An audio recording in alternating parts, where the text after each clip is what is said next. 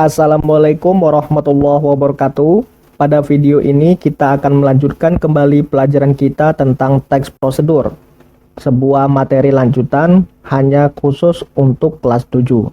Pada bagian ini kita akan membahas secara spesifik tentang KD 3.6 yang difokuskan pada struktur dan kaidah kebahasaan teks prosedur.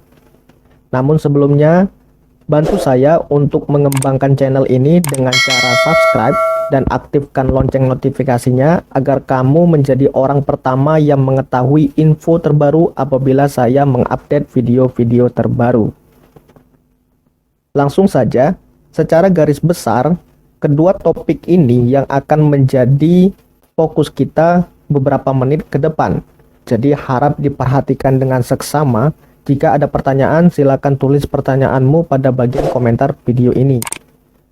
Langsung saja, yang pertama, kita akan membahas tentang struktur teks prosedur. Jadi, secara garis besar, struktur teks prosedur itu terdiri dari 4 bagian, yaitu pembuka, kemudian ada pada bagian bahan-bahan atau material, kemudian ada bagian langkah-langkah atau step, dan yang keempat adalah bagian penutup.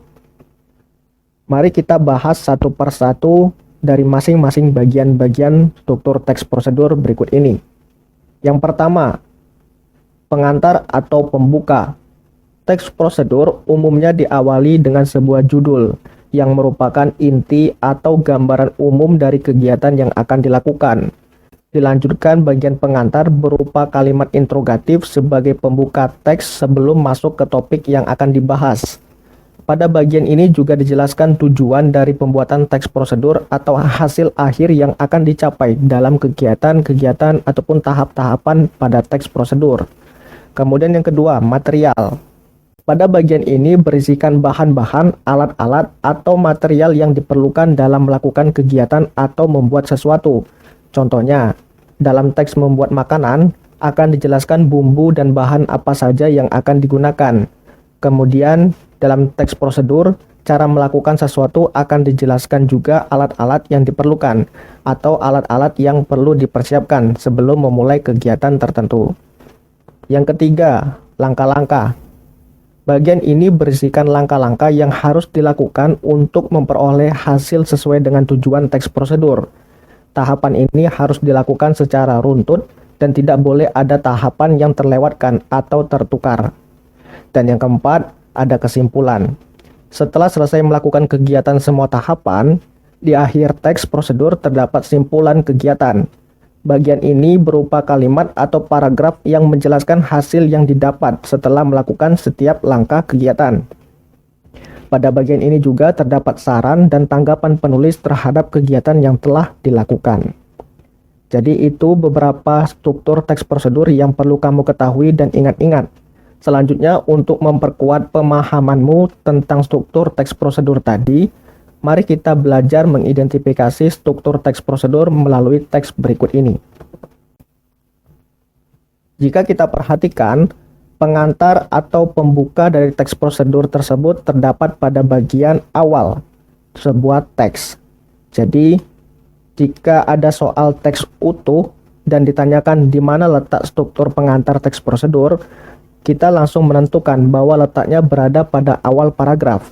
Kemudian dalam teks tersebut disebutkan juga tujuan dari kegiatan yang akan dilakukan, yaitu terletak pada bagian saya akan membagi ilmu tentang cara membuat mie instan yang baik dan benar.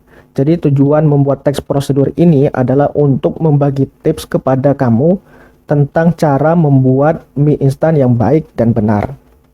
Kemudian material ataupun peralatan yang digunakan juga disebutkan. Biasanya material ataupun peralatan itu disebutkan pada awal paragraf. Pada teks ini terletak pada bagian awal paragraf, yaitu pada kalimat keempat atau juga pada baris kelima sebuah paragraf. Kemudian tahapan kegiatan disusun menggunakan angka, yaitu mulai dari angka 1 sampai dengan angka 9. Mulai dari tahapan menuangkan air sampai tahap mie instan tersebut siap disajikan. Perlu diketahui juga bahwa pembuatan langkah-langkah pada tahapan menggunakan angka seperti ini merupakan opsional. Kamu juga dapat menggunakan cara lain seperti menggunakan kata pertama, kedua, selanjutnya, kemudian, dan seterusnya, seperti gambar berikut ini. Jadi untuk opsional penulisannya dikembalikan kepada kamu, mau membuat menggunakan angka juga boleh, atau membuat dalam bentuk paragraf juga boleh.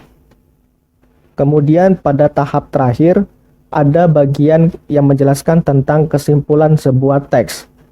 Pada bagian ini biasanya berisi masukan atau saran penulis kepada pembaca.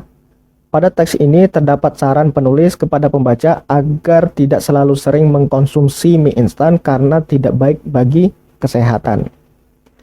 Jadi inilah struktur teks prosedur yang perlu kalian pahami dan perlu kalian ingat-ingat. Kemudian ada beberapa kaidah kebahasaan yang berkaitan dengan teks prosedur. Yang pertama, kalimat imperatif atau kalimat kerja perintah. Kalimat imperatif adalah kalimat yang di dalamnya mengandung perintah. Biasanya kalimat ini digunakan untuk meminta atau melarang seseorang untuk dan tidak melakukan suatu hal. Dalam tulisan, biasanya kalimat imperatif itu ditandai dengan penggunaan tanda baca seru, dan diikuti dengan kata tolong, jangan, atau silakan. Misalnya, penggunaan kata tolong dan silakan memiliki kesan yang lebih formal, yaitu menggambarkan kesopanan yang digunakan untuk memerintah.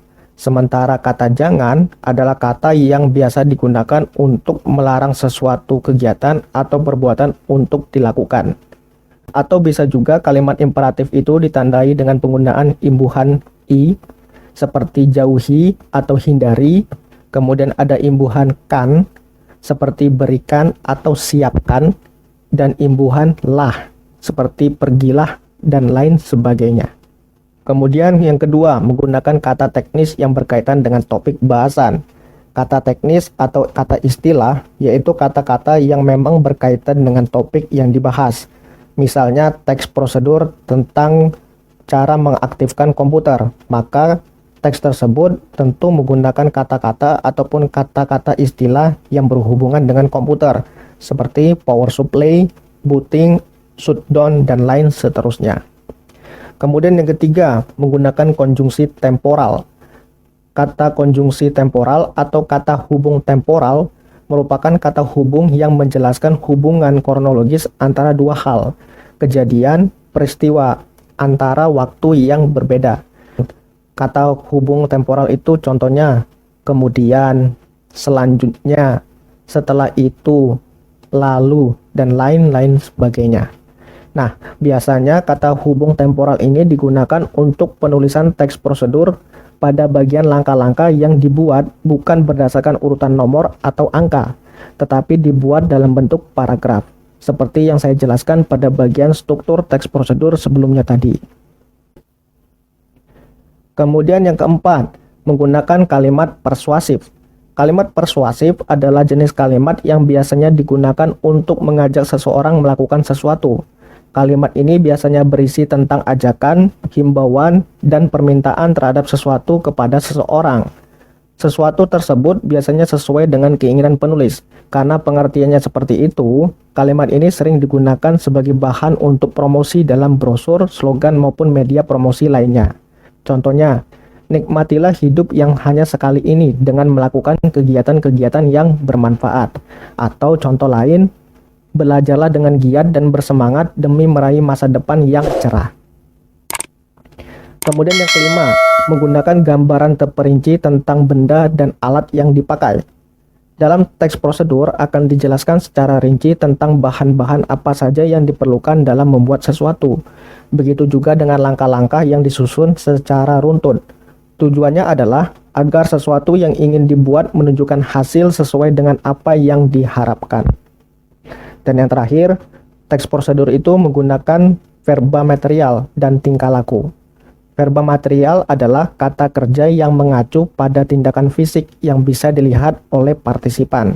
Misalnya, Gilang sedang mengendarai motor gede yang baru saja ia beli.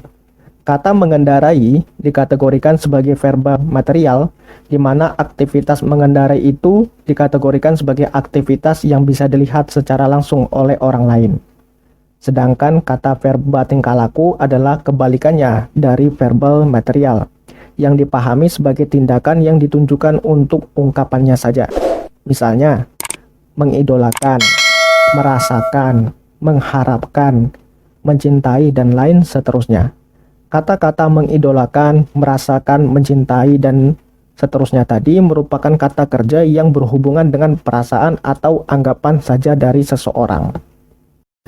Sampai di sini bisa dipahami terkait materi tentang struktur dan kaidah kebahasaan yang melekat pada teks prosedur. Dan saya rasa juga penjelasan materi pada bagian kedua teks prosedur ini saya cukupkan sampai di sini. Jangan lupa untuk like, komen, dan share video ini kepada teman-temanmu. Dan kita akan bertemu kembali pada video-video saya yang lainnya. Saya tutup video ini. Wassalamualaikum warahmatullahi wabarakatuh.